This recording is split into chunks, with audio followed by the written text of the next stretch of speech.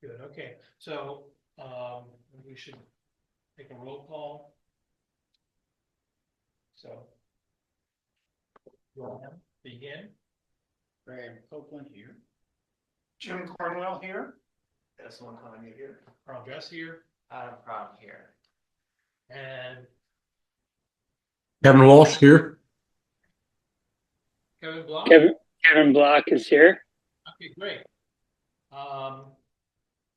So first item is to review the April 13th meeting minutes. And I don't have any problem after the item number 1 was inserted.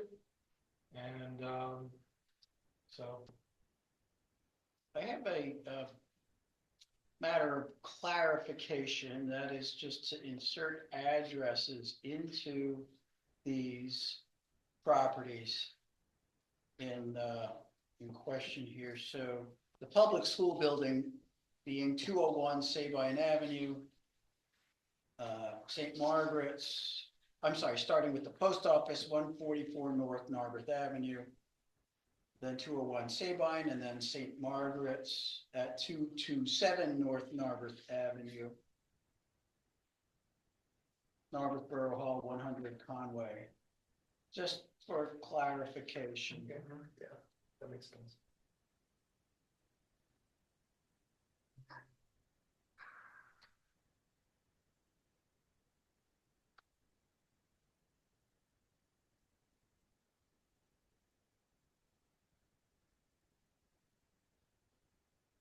You have that? Yep. The addresses? I got it here. It's formed.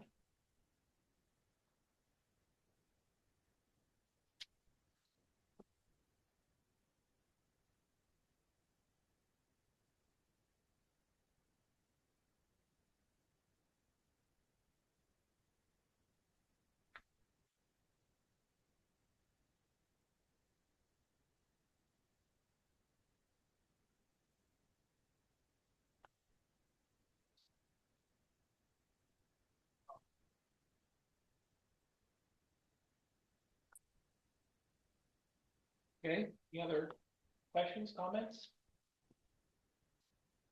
Good, so we're okay with that.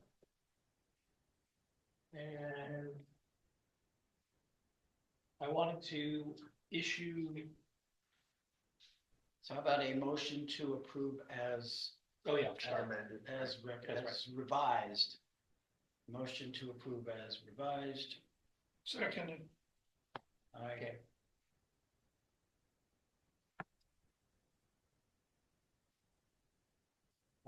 Item number 2 is to provide a written justification as to why we were conforming the civic buildings to the 4 civic buildings to the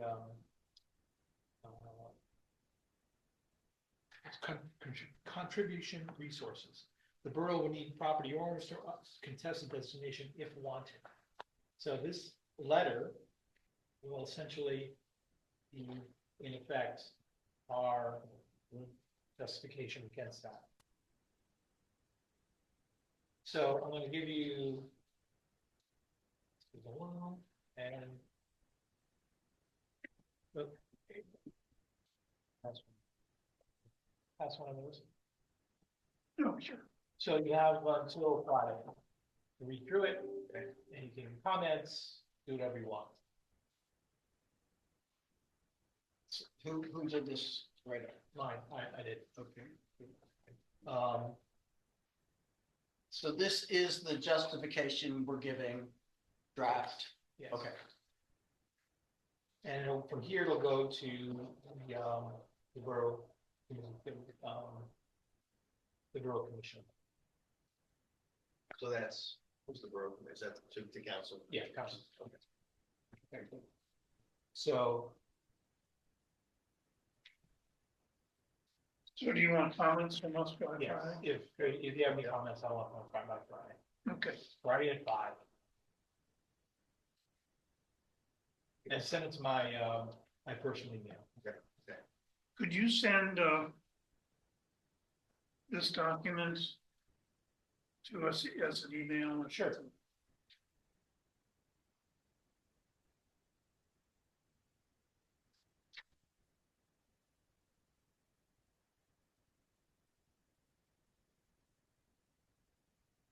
Were we asked for this? We were. By whom? Um, I think it was council, but I believe the actual request was Cindy. from Cindy and, yeah, And, Cindy and Fred, yeah, that's right. but it came as a request from the council.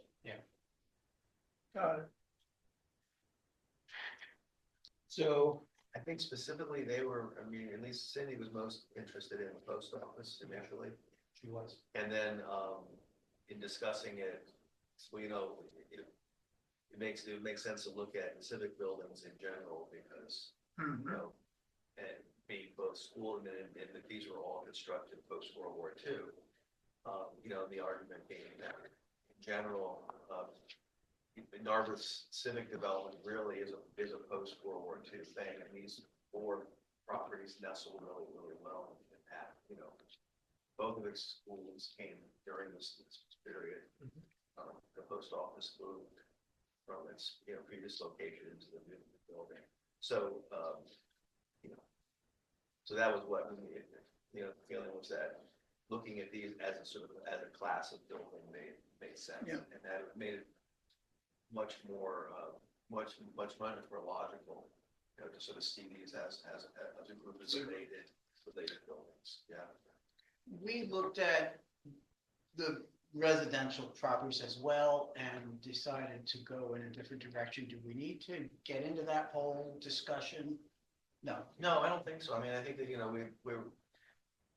there didn't seem to be the will either really on council or really amongst the HARB writ large to include, residential buildings. Okay.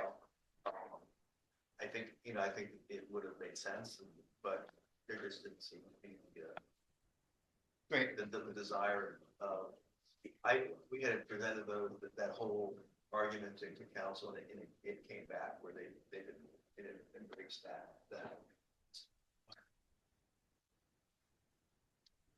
So, as of Friday, we'll have comments and I'll reincorporate them and issue them to the borough. Okay, so I guess we can't vote on this. It's kind of not really a question. So it'll be held over till next month and voted on then.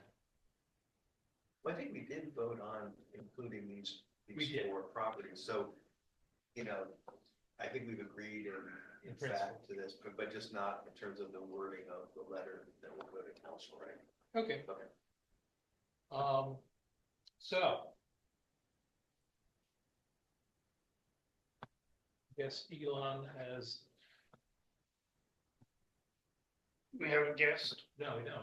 I haven't seen a guess.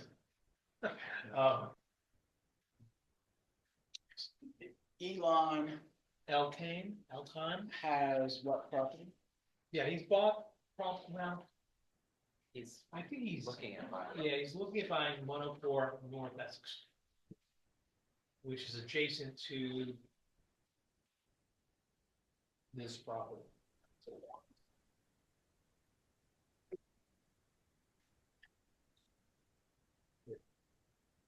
So the next one up the It's the street. Next one, so it's that little, It's it's that one. it's a one-story. It's only that building? Okay. That's what It's- he wants.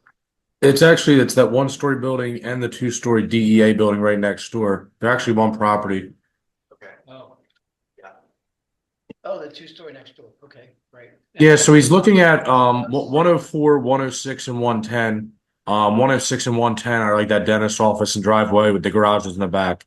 They're not contributing though. So 104 is the only one he's really trying to get a sense of our temperature on that. But without an application, we really can't even discuss it in detail at all. And obviously he's not here. But we just talked late last week, actually on Friday, about just up in the sky conceptual questions. What is the buildability, the constructability of the slot, what are the maximum number of units and density. So he's just trying to figure out kind of what he can potentially do with this site. But he doesn't even have any plans. I don't even know if he's purchased the property. So that's why we kind of had to talk about this at public comment if he were to show up. So Adam, he talked to you guys last week about it, right? They came to your planning commission meeting? Yes. Okay. Um, And with the proposal to demo all three and start new, is that the idea? I don't have any knowledge. No, it was just that he was looking for discussion with the borough on what's the feasibility of redeveloping these properties, because I don't think they want to acquire them unless they can actually develop them. right. And by developing implied that he was thinking about a 4-story structure at 104. What's, Kevin, what's the 4-story story? It's not. I actually, my understanding was that he was asking about 3 stories because it was going to require conditional use. I think that was the information that was relayed to him last week at planning commission meeting. But I'm not The code sure. gives them two, the code gives them 2-story, and then the third one Yeah. is like additional use. Correct, yeah. And so what's just interesting about our zoning code is it's not really a lot of municipalities are like units are based on number of lot area or vice versa, whereas ours is driven by, all right, you need a flat 4,000 square feet for an apartment building. It's really more so the size of the units and the number of parking spaces you needed to drive the number of units that are allowable. So that's kind of where he needs to start. But I think what he really wants is, can I get 20 units on this lot? If I can, that makes sense, no matter how they're configured.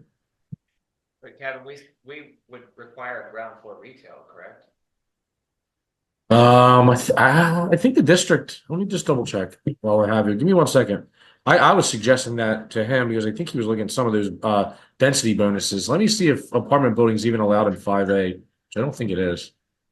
It might be a conditional use. But Do I understand correctly, he's talking about new development at 104 only, but 106 and 110 are, All three. all three, Yeah, that's what I think, that's from what Kevin just said, I think that's what he's talking about. okay. yeah, so 106 and 110 aren't, I don't know why, but they're not historic resources, so we don't have any purview. So he really only needs to approach us for 104 because he wants to demolish it. Yeah, so multifamily buildings in the apartment building type are actually allowed in 5A, but only if there's a historic resource on there. So this is kind of where So 104 through 110, right. that is the majority of the block. Well, and I guess it's not. It's just it's all the commercial properties on the block, basically, because the rest of the block is residential. However, residential use but zoned commercial through the entire block, I believe. Possibly, but it's part of the historic district. Right, Uh, but I think it's zoned commercial Yeah, all the way down. Yeah. The houses are in the commercial zone. It's a relatively large frontage. It's essentially that combination of buildings would be just a little bit longer than the Ricklands redevelopment project. It's of a similar size. Hmm. It's a bigger parcel. And in the same district. Same zone. Yeah, I think so. Now, well, they downzoned the three, it used to be 3 by right. When that project was permitted, I believe, it was 3 stories by right. So now it's 2 stories by right, and I think a third story is conditional. I mean, the proposed 230 Haverford was also a 3-story project. It's gonna be, so Mhm. downtown has a lot of 3-story buildings. All right. So this is all background because he's not here. And he has no application in. Well, so the borough staff, you saw the email, right? I wasn't quite clear, but it sounded like they want the discussion to happen with staff first. Yes. So I think, Kevin, the ball's in your court. I think probably Elon and his team, if he has one, I'm not sure who they are. Probably myself and Maggie maybe one other member will probably want to sit down with him. And I really think we just want to explain the process overall, rather than and get applications in for wherever they need to go. You know, whether it's conditional use or land development or us. That's just the proper channel to do that. I don't think we want him to be getting any input from us without these applications. No. Makes no sense that, Well, I think he's trying to figure out whether this parcel is redevelopable. Yeah. So then he needs guidance from the borough on the feasibility of that. And Kevin, what is the process normally? If you were trying to redevelop one of these properties, what process? Well, let's say the historic one in particular, what's the process? Yeah, I mean, I get his position where he doesn't want to invest or maybe even buy the property without knowing what he can do with it. But I mean, there's still something that you need to do in your due diligence where you have to put some money into some conceptual drawings or something that you can approach the borough with a more concrete idea. Whereas he's kind of throwing it to us and saying, what can I do to maximize, my profit here? We're not his design team. I'm not, I mean, I can do that as the zoning officer, but that's not our role. put another way, So, but what are the constraints? But It's as Kevin, simple as that. I mean, just for my like education. Yeah, so assume that they had a conceptual development proposal. Walk us through real quick the process to move that forward. I mean, you can technically, there's a couple different ways you could do that. The one that kind of Citizens Bank used, which I think was the proper way to do it, was they had some sort of drawing and site plan at the most high scale level where it was a rectangle in a box. And his attorney had asked very generic, well, specific, but there were also like generic questions that they presented to me, and it's called getting a zoning determination letter. So basically, they were saying, would you apply again? If I don't know if you remember, that was a split zone lot. So it's like, hey, where are the 5A and where are the 4A standards going to be affected? And um, can you confirm that if there were a 3-story development at X height, well, we need conditional use. So they had specific questions to prepare to me where they were going to get the borough's interpretations on those. They then use those to further like move forward their design. And that's where they're at now. They're going through tentative sketch, but they had to come through us first, the HARB. They didn't even get to there because obviously we needed to give them the okay in the demo before they were able to move forward with tentative sketch and planning commission and council. So I think it would be the same thing in that they probably would need to do a little more design work internally, present something to me as the zoning officer, get my input, then further design it and present it back to us.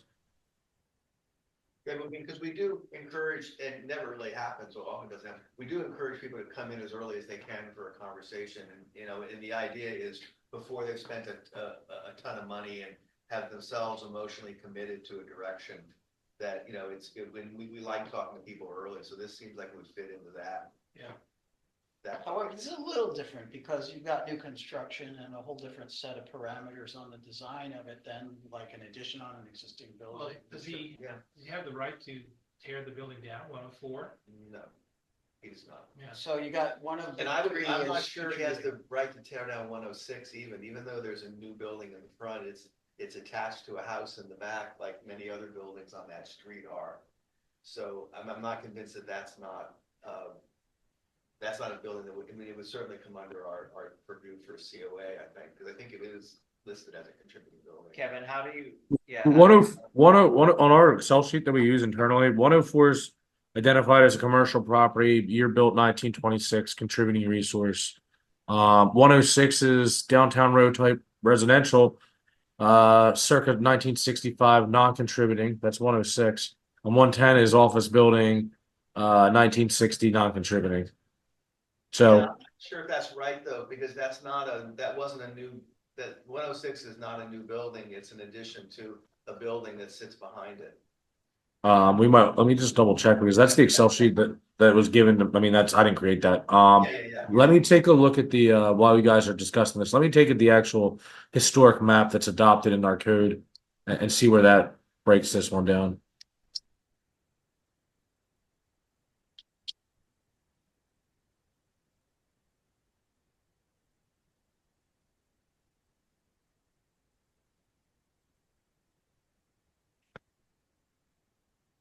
So oddly enough, all of Essex in that first block between Haverford and Windsor in the historic map is red, which would be contributing. But I don't, to your point, I don't think the commercial structures are in pre-1945. So they're hybrid. You've got commercial on the front at a different year, say, than the originals in the back. So given that, so these were all designated as, Kevin, they were all contributing? It looks different from us. I think we probably need to figure this out. Because again, the zoning map saying that entire block is historic and in the district, whereas the Excel sheet that I use for everything, I don't know where that came from. That is saying 104 is the only one that's contributing, whereas 6 and 10 are not. So you've got- The map is, I didn't think the map was, that map is more like an outline and it includes buildings that are not, contributing structures. I think the study that you guys did drilled down a little bit more, didn't the, when the Montgomery County Planning Commission, their recent looking at things, I think they have a more detailed version of the map, but I don't have it. They may have tried to color the building footprints, what it's contributing, not contributing. Like, for example, the map may show that the post office is listed, but it's not, right? No, it doesn't. Isn't the conclusive document what's listed in the ordinance? It lists the property addresses to be in or not in. Isn't that? Well, both documents, I think both the map and the list, do they agree necessarily? No. I mean, the map is really goofy because it draws the broad outline around things. So it basically pulls out the things at the edges that are not contributing, the little pockets of things. But the map doesn't really show us what within the district itself is contributing. I mean, that's one of them. So is it accurate, Kevin, that we've got two different source documents that disagree? One that differs from the list. Yeah, and I think the issue that I'm seeing more is that the historic map in our chapter 315 ordinance is probably the more legal one, if that makes sense. The Excel sheet's just the document that's been circulating. And our document saying, like we were just discussing, they're all in the historic district, whether or not it's a historic resource is another topic, but I mean, the Excel sheet I use is saying they're not. Yeah, I mean, because I think by definition, if it's after 1940, it's, 1945, it's not included. Right. So it doesn't, like. And this is a weird hybrid. Each of them has a part that's before and a part that's after. But the No, 104 doesn't. right, I'm sorry. Yeah. The other two. I don't know about 110. Oh, the office, that's the dental. No, it's not. It's not historic, but it's not pre-war, but and I mean, I would argue that the addition on the house, it's like there's nobody that's gonna. You're not gonna win, but it's contributing to the character as written. Well, I'm saying the house does, and because there's an addition on the front, doesn't make the house not contributing, unless we decide that it's not. I mean, Well, as it is now, it is. That I think that could be contested and adjudicated, but part of this is that I think to the point you were making, Dennis, earlier, it's like, Kevin, it seems like there's what the zoning says you can build from a dimensional and envelope and use and program perspective. If you had a blank site, which you don't have, and then certainly some of these properties would be protected resources, and the way that you would get council to approve demolition, because council has to approve demolition. First the HARB should give a certificate of appropriateness, and council still has to approve demolition. And what we would be looking for at the HARB is presumably something that's reflects the character of the downtown. And then from the planning commission, I think we would like to maintain, I suspect the planning commission would like to maintain retail business space and not have it just be purely commercial. So you're saying that whatever is, with the COA, whatever then is built on that site needs to fit in with the historic district in terms of scale That's all, I mean, that's all the purview of like the HARB. It seems like that's what you're saying, that's what our review is, that's our role in advising council is that. And that's what would be necessary to get a COA at a minimum. And that, it's architecturally compatible with the historic district. That, and it's a balancing of the interest of preserving the existing structure versus what you get from the new one. But and then just testing whether there's agreement on what that is,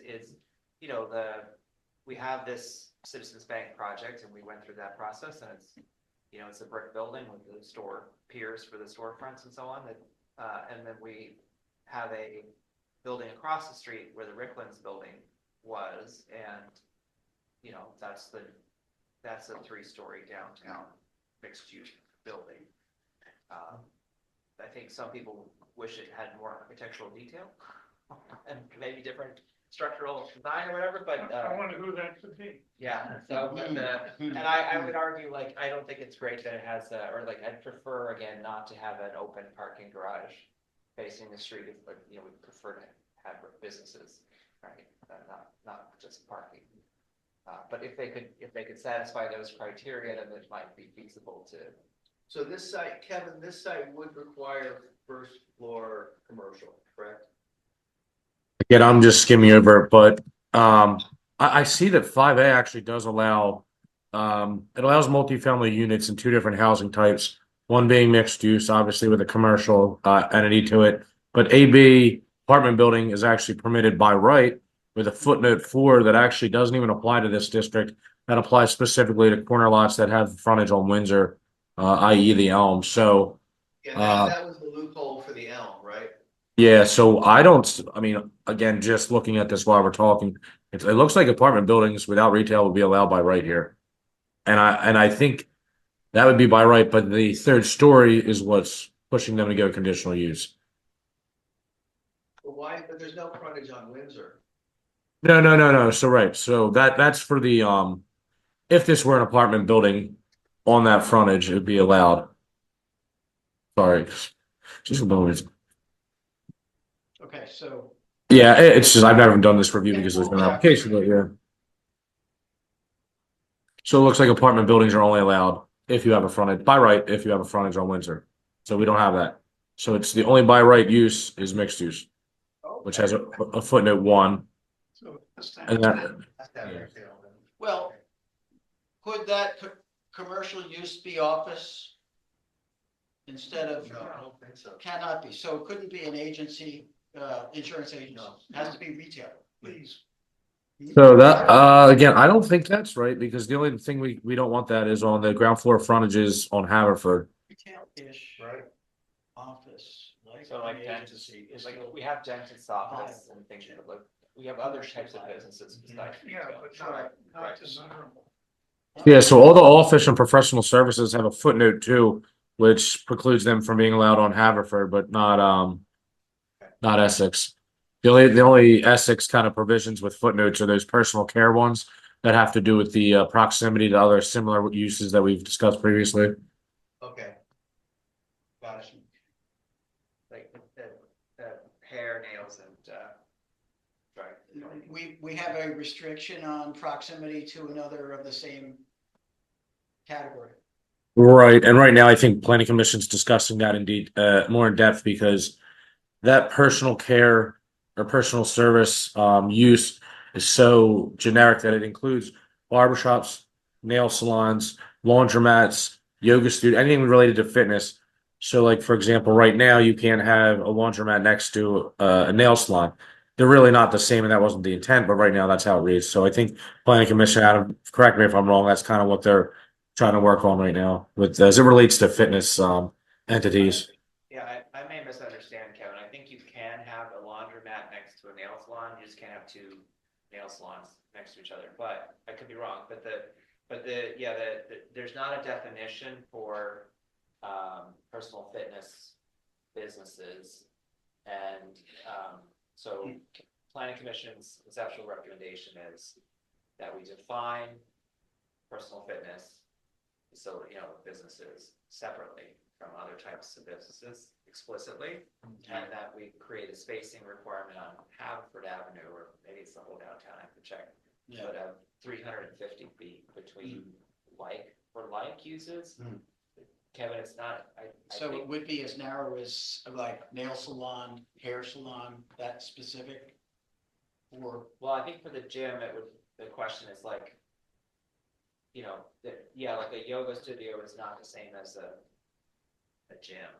But but the other requirement that the planning commission continues to recommend is that notwithstanding that you would be allowed to have these on the ground floor, you still are required to have a food or retail function facing Haverford Avenue. So the intent being not to still have walk-in commerce trade that's not just gyms, yeah. But that's been the discussion anyway, so. for our topic at hand here with this pending application, we're all just kind of reforming because we don't Nothing, we have an application No. here. not even before an application, I mean, we have nothing. We don't have a No, there's concept. nothing. We don't even have an applicant. No, Right, What so, else have we got? yeah, Okay, nothing. no. Because I think that there wasn't, the discussion was they were gonna come and they were gonna be able to give public comment, they were Okay. gonna function or no. Yeah. So. But then maybe the borough called them or something. I have got, Kevin, this is your item. You want to talk to it? Kevin Block? The redevelopment of the Price House? I don't know anything about it. I just saw a notice about it that I sent you. All right, I'll read the notice. Price. It was a notice on the Narberth Planning Commission, to the Narberth Planning Commission.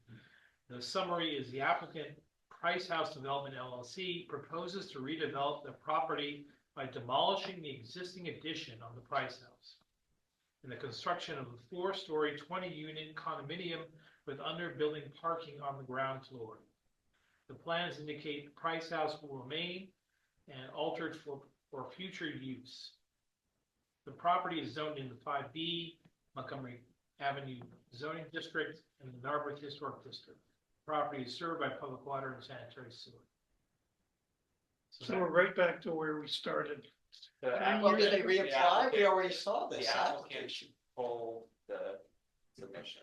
I couldn't Oh. hear. They pulled the submission. They submitted a sketch plan and they then rescinded it. We got zoning review letters. Okay. And I believe it does not comply with zoning as submitted. Right, you guys got that last month? Yeah, but it was pulled off of the agenda. Yeah. Which is again, what we looked at Well, several years ago. yes, This it is- was even less compliant this time and they, Well, at least they learned from their previous mistake. But, yeah, I don't know what's going on. And then the rumor is that the property is for sale. And, Okay. Is it the Still same applicant? Same owner right now? Okay. I think so. I don't think it's sold, but it could be somebody else coming in. So what sometimes happens is, well, as you know, put it under agreement and then go in for an application, perhaps even under the same ownership name. And then with a different developer behind it with something pending. Yeah, I think the idea was it's actually a different entity, at least on paper, than originally submitted back in 2022. So that's my guess. It's probably under contract. The applicant's technically different in terms of the individual that's representing this application. So we got our letters in on Friday. I didn't find out till like 2 o'clock Monday. He wanted to call me and go over my comments because, as Adam just said, there were a lot more you need variance comments than they expected. They weren't just like advisory. I think they maybe panicked on that the letter was going to look worse than it was if they didn't have responses for planning commission. So that's why they They pulled back. submit plans or was it just a? Yeah, it's a full submission for land development. Just tentative sketch though. So there's not much that you really need in terms of detail. This actually kind of exceeded what you need for tentative sketch. But again, I think my comment letter was a little scarier than they anticipated. Did it look very different? Was it a whole new design? No, it's still that call it like a rectangle, adjacent to meeting house with a little setback from the residential properties. There's some porches and balconies on each unit. There's a little courtyard in the front.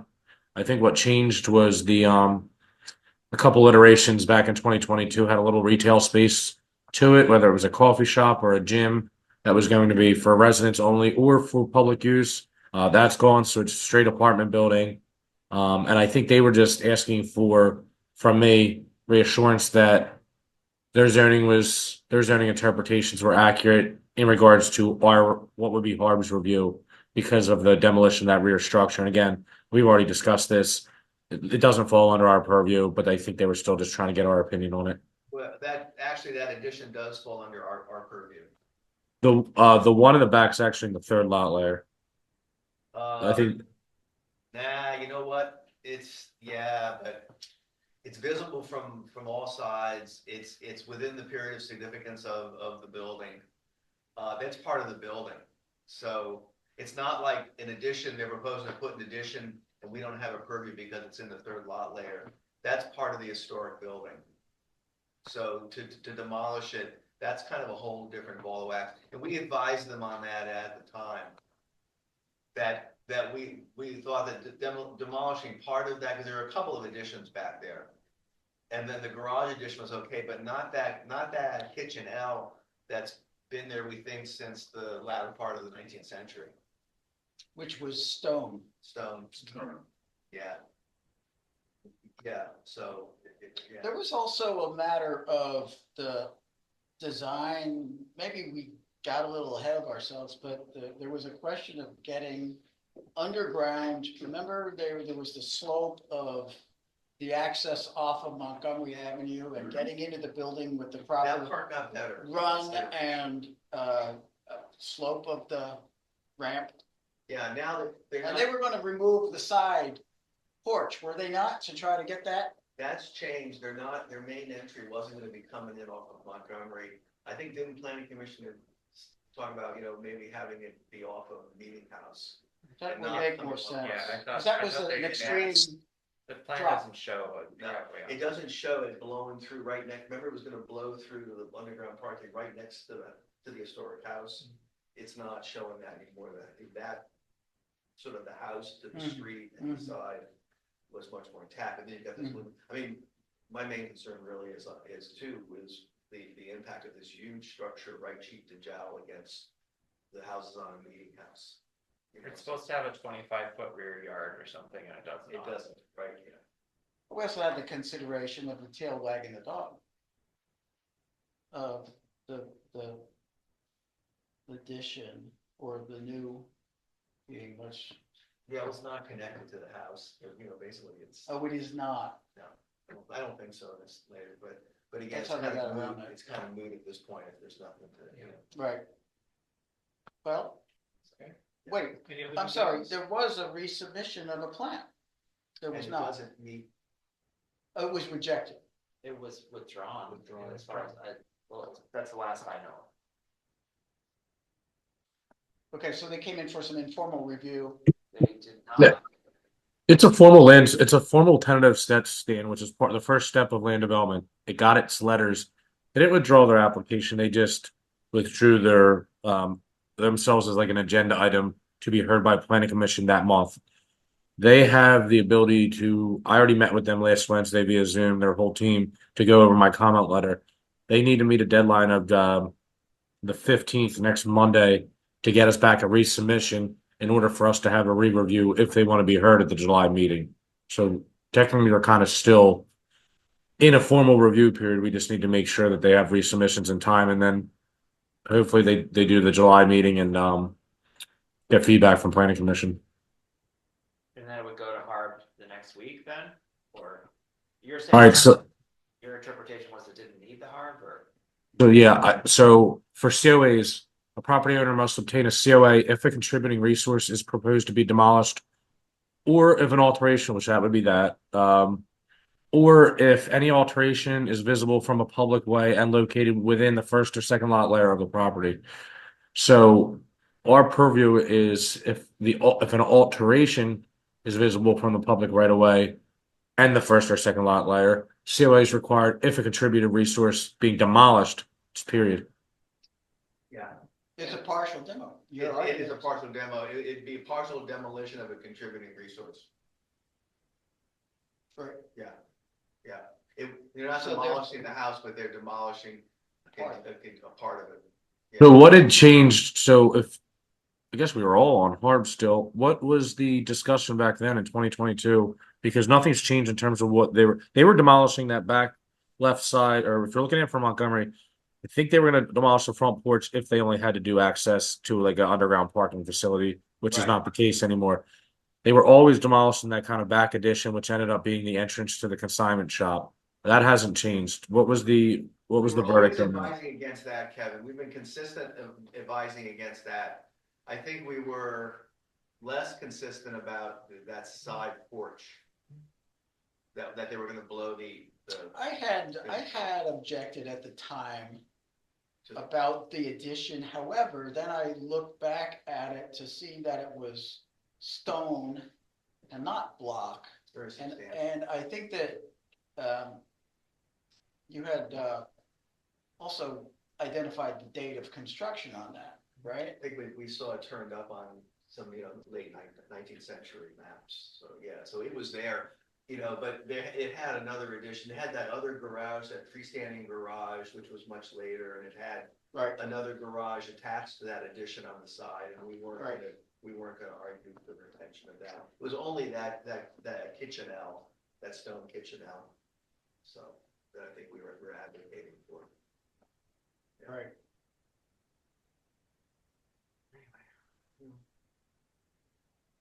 Any other new business?